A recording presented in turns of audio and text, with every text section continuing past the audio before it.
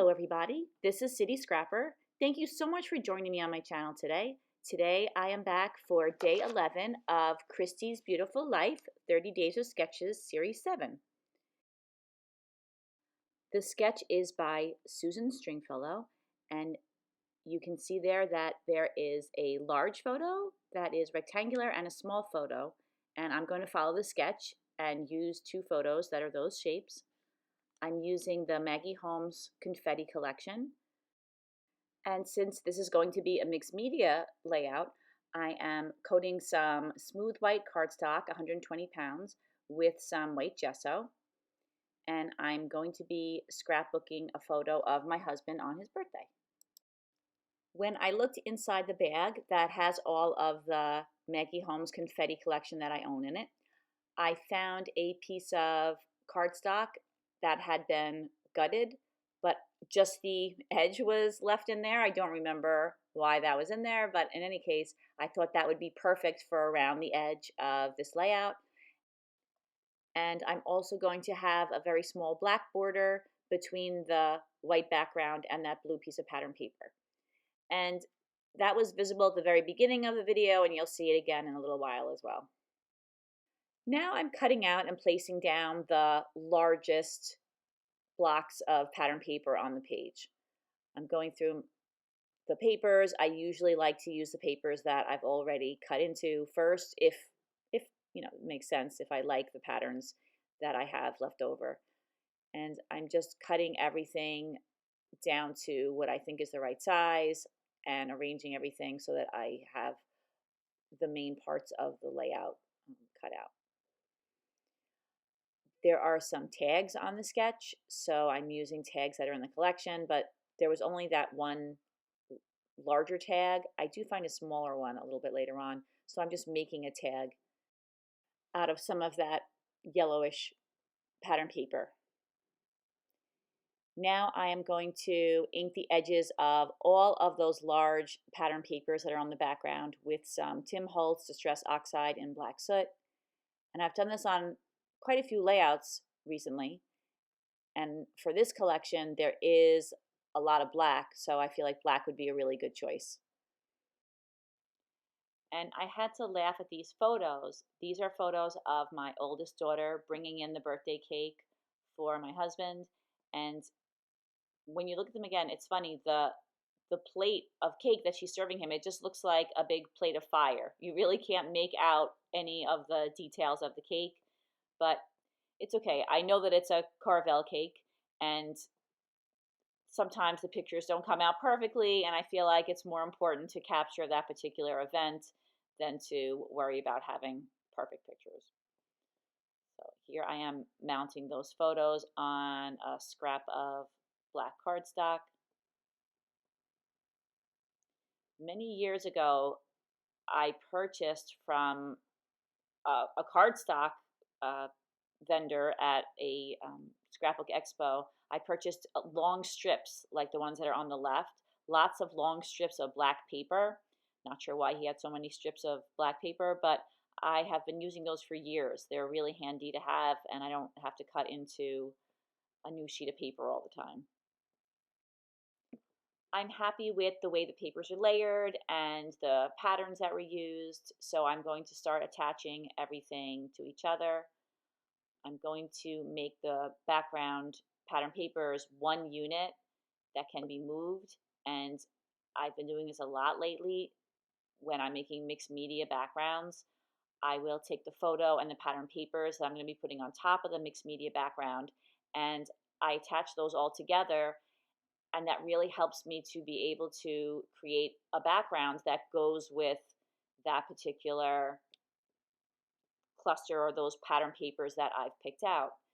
Sometimes I'll make a mixed media background and then I'll put the pattern papers on top, and then I really won't be happy with the combination. So I feel like this really helps with that. I've popped up my photos on some adhesive foam.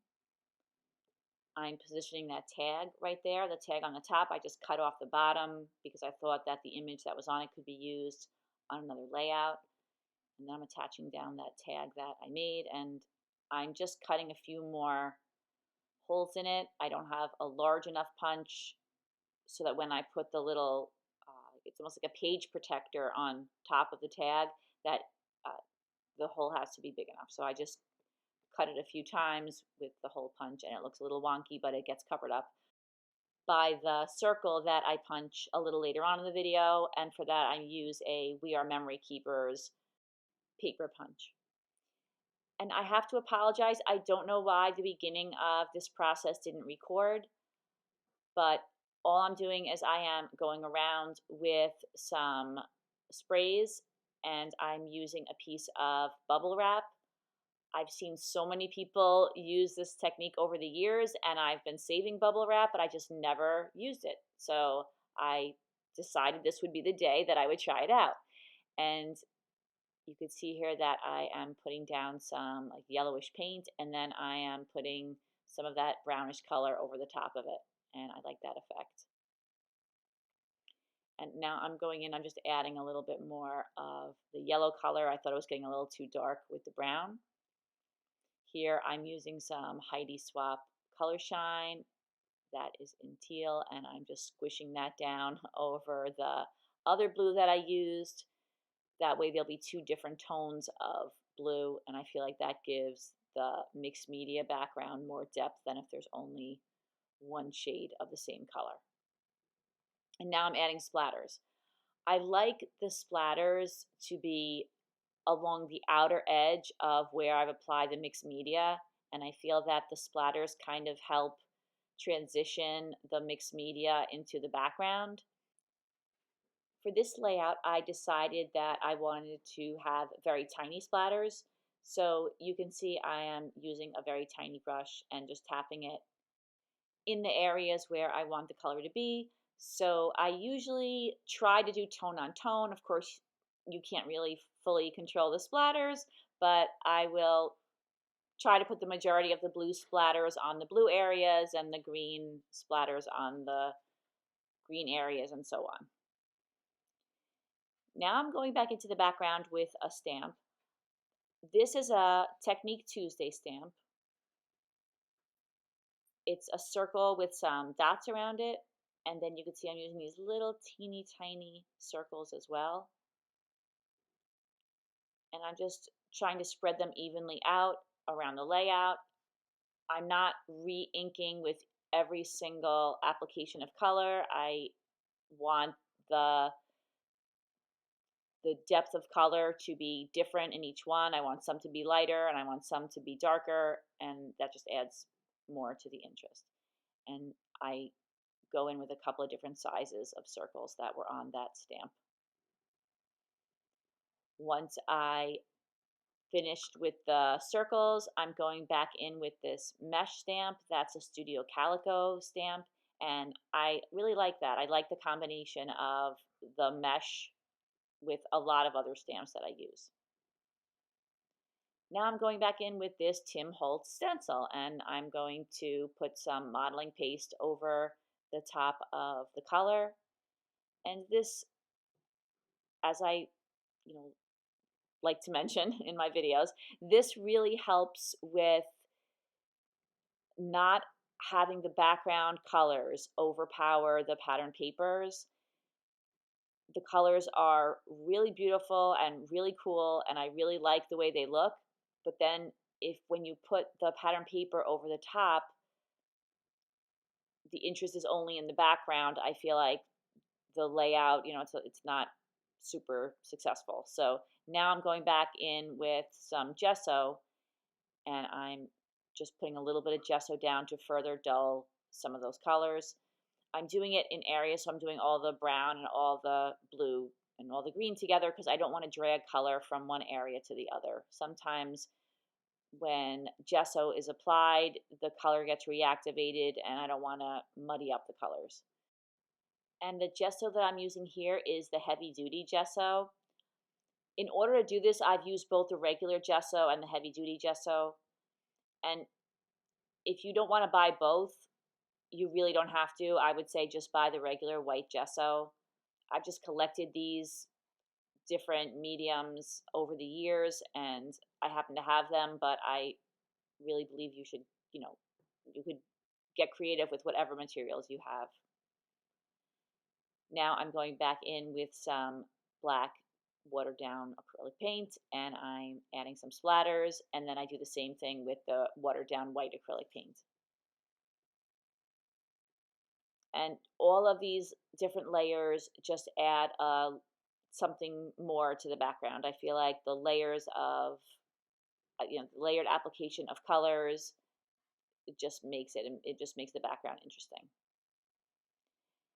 You saw before that I did ink all the edges with the black soot.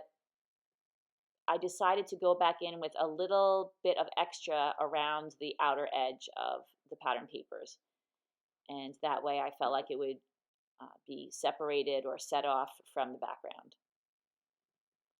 I'm using some fun foam. Now you saw I already put down some fun foam to pop up the pictures, and now I'm popping up the entire pattern paper cluster using some of this fun foam or adhesive foam that's found in the kids craft section at Michael's. I've seen it in a lot of other places too.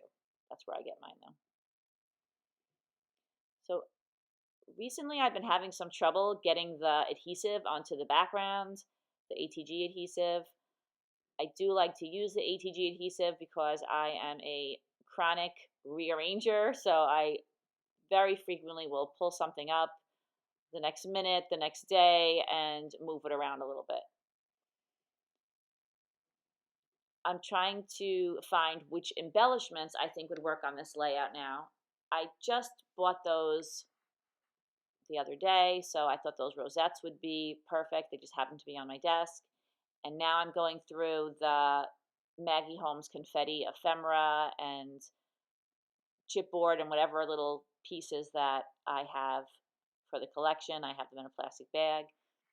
I found that tag, and even though there wasn't another tag in the sketch, I thought that that would be perfect right there.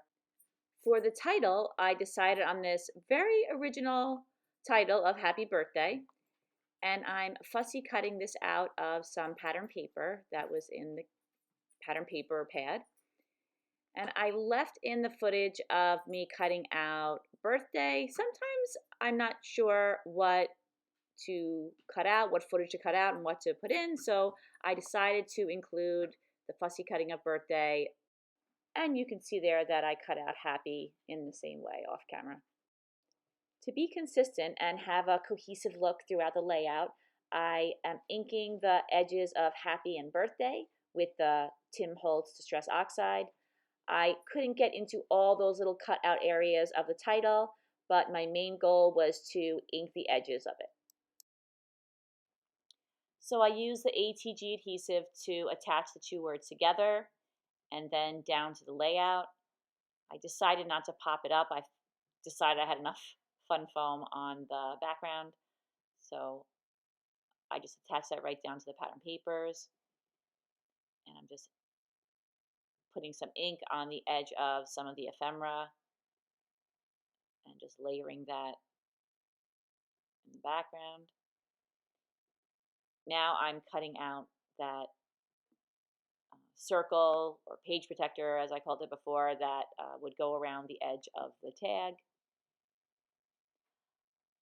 These are also from the same collection, some stars, so I added some gold stars in 3 different places. And then I decided that I was going to put blue ribbon in each of the tags.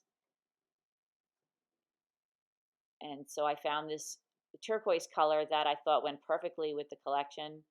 And then when I put the 3 tags with, I made them the same color, I then decided that I really didn't like the 3 tags all being the same color, and then I substituted black and green for 2 of the pieces of blue ribbon. I'm adding some photo corners, something that I love to do. The layout looks unfinished to me until I have at least a couple of photo corners. I don't think that it's necessary to add a photo corner to every corner of every photo on the layout. Here I decided to just add 2 photo corners, 1 on each photo, and I love the detail that that adds to the layout.